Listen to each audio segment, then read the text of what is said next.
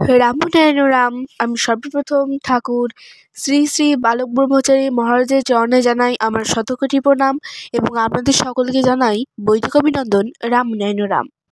আজকে সমাজের কাঠামো পরিবর্তন করা সমীচীন এর পার্ট 2 আলোচনা করব। আশা রাখছি ভালো লাগবে, পুরো ভিডিওটি শেষ পর্যন্ত দেখবেন। সেই জন্য আবার বলছি, অঙ্কের ফলে শূন্য ছাড়া কিছুই মেলেনি। বিচক্ষণ ব্যক্তিরা তাদের জ্ঞানালোক বিতরণের মাধ্যমে সমাজের বহু মানুষকে আরও কিছু জানাতে এবং শেখাতে চেয়েছেন। তাদের লেখার মাধ্যমে আমরা সেই পরিচয় যে না পাই তা নয়। তাতে দেখা গেছে ভারতবর্ষের বিচক্ষণ ব্যক্তিদের প্রতি যদি আমরা দৃষ্টিপাত করি, কত সহস্র সহস্র গ্রন্থ চারিদিকে ছড়িয়ে আছে এবং সেগুলি পাঠ করে কত ব্যক্তি নানা ডিগ্রি লাভ করে চলেছেন। এসব দেখতে ভালো লাগে, শুনতে ভালো লাগে। আমরা বলেও আসছি তাদের মায়েদের। এক একজন রত্নগর্ভা। এইসব বিচক্ষণদের মধ্যে কেউ কেউ বড় সাহিত্যিক, কবি ইত্যাদি হিসাবে খ্যাতি লাভ করেছেন, নোবেল পুরস্কার পেয়েছেন, কত সম্মানসূচক উপাধি লাভ করেছেন। এরা কবিতা, সাহিত্য, চিকিৎসা, ইঞ্জিনিয়ারিং ইত্যাদি নানা বিভাগে এক একজন দিকপাল হিসেবে কৃতিত্ব লাভ করেছেন। স্বীকার না করে উপায় নেই। নানা গল্প, হিত উপদেশ এর মাধ্যমে তারা কতজনকে টেনে তুলেছেন। অনেকে কত দুস্থ পরিবারে জন্মগ্রহণ করে লেখাপড়া শিখে মানুষ হয়ে গেছে, এইভাবে চারিদিকে দেখা যাচ্ছে। অনেকেই যার যার ঘরবাড়িকে সাজিয়ে গুছিয়ে সুন্দর করে তুলেছে। একটু গভীরভাবে লক্ষ্য করলেই বুঝতে পারা যায় ভারতের সমাজ জীবনে মুষ্টিমেয় শিক্ষিত ব্যক্তির প্রভাবই অধিকাংশ জনগণের ওপর ছড়িয়ে আছে। শিক্ষার ঢেউ, জ্ঞানের ঢেউকে যদি ওপার ভেঙে পারাপার এক হয়ে যেত, তবে না হয় তার ব্যাপকতা প্রসারতার দিকটা বোঝা যেত। সেদিকেও তো সাড়া পাওয়া যাচ্ছে না। মাত্র কিছু সংখ্যক ব্যক্তি সমস্ত সুযোগ সুবিধা উপভোগ করছে।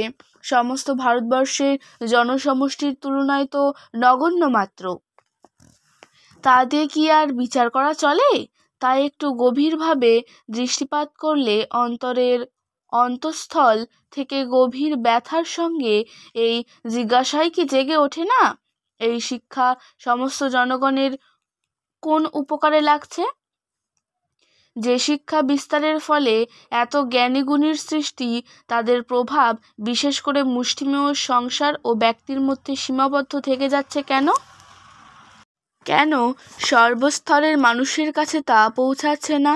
এর জন্য দায়ী কে বা কারা? এই শিক্ষায় শিক্ষিত যারা, তারা কেন এগিয়ে গিয়ে আর্তপীড়িত নির্যাতিত জনগণের মাঝে শিক্ষার ধারা বইতে দিতে পারছে না? বাধা কোথায়? কেন দেশের অধিকাংশ মানুষ এই শিক্ষায় অংশগ্রহণ করতে পারল না? না পারার যে কারণ, সেই কারণটি তো আজও রয়ে গেল। দেশের অধিকাংশ মানুষ যে দুস্থ হয়ে অভাব অভিযোগে ডুবে আছে, শিক্ষায় তাদের সেই অভাব অভিযোগের ক্লেদগুলো, মূল কারণগুলো এখনো দূর করতে পারল না। দেশের দুস্থ দরিদ্র মানুষ সর্বদিকেই উৎপীড়িত। শিক্ষার প্রভাব তাদের মধ্যে না পৌঁছানোর ফলে তারা কোণঠাসা হয়ে যাচ্ছে। আর যারা সমাজে অবহেলিত এক শ্রেণীর মানুষ, মাঠে ময়দানে বক্তৃতা মঞ্চে যতই বলুক যে সমাজে কেউই অবহেলিত নয়, সবাইকে ভালোবাসতে হবে, এসব শুধু মুখের কথা, শুধু কথাতেই ভেসে বেড়াচ্ছে। যারা অবহেলিত, তারা দিনে দিনে আরও অবহেলিত হয়ে দিন কাটাচ্ছে।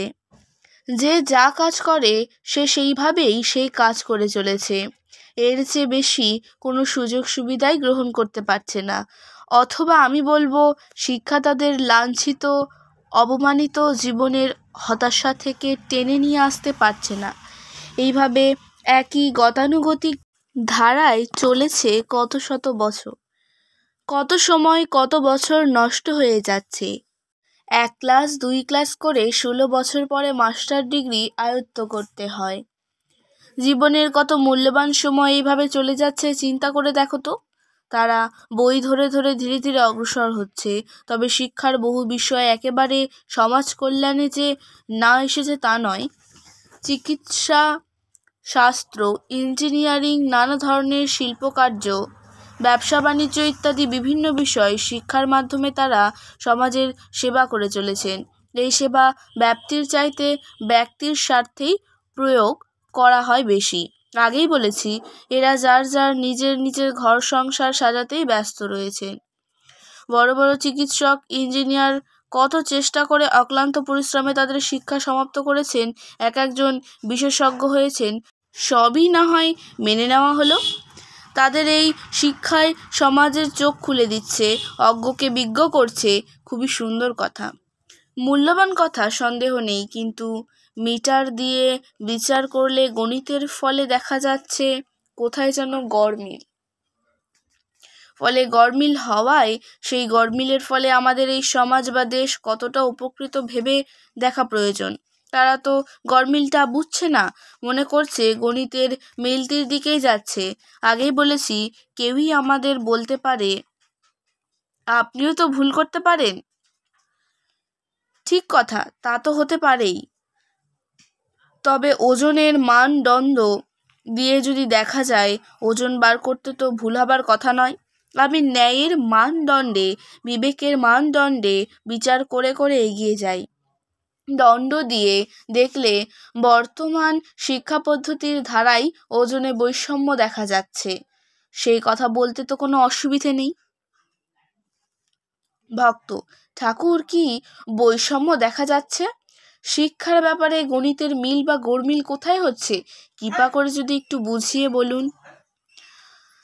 ঠাকুর এর উত্তরে কি বলল, এটা জানতে হলে কন্টিনিউ পরের ভিডিওতে দেখতে হবে। আজকের তত্ত্ব ও আলোচনা আমি এখানে শেষ করছি। দেখা হচ্ছে পরের ভিডিওতে। ভালো থাকবেন, সুস্থ থাকবেন। রাম নারায়ণ রাম।